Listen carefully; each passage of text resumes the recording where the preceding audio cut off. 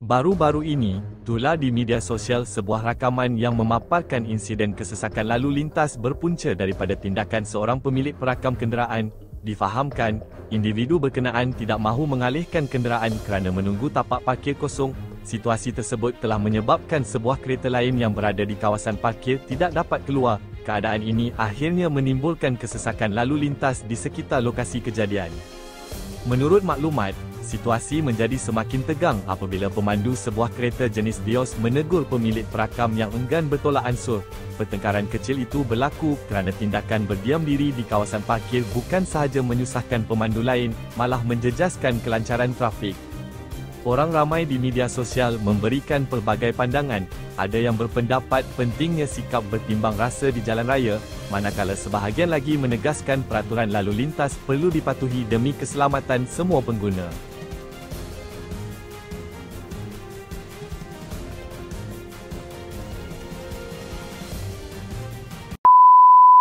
Nanti. Ini.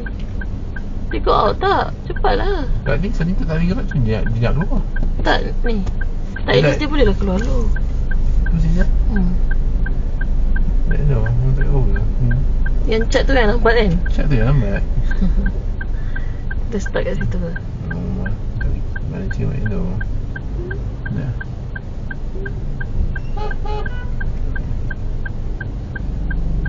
Tu boleh keluar tak? Nanti ni jangan gerak, biar je. Sana tu, kenapa dia stuck? Apa yang buat stuck kat sana? Oh, ni. Dia kena block.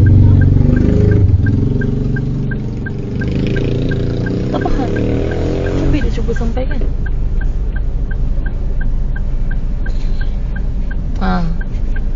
Pergi.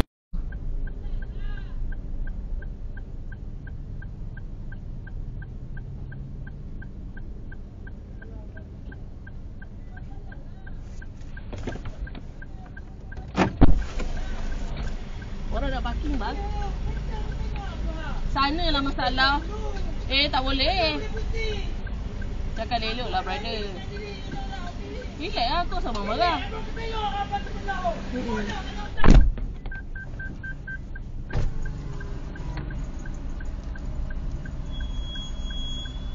Kita belum tempatkan kau. Kita banyak lah. Boleh pusing lagi lah.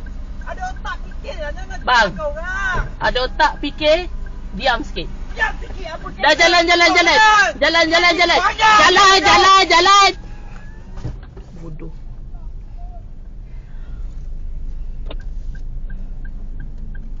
Mana nama kita? Mana lagi?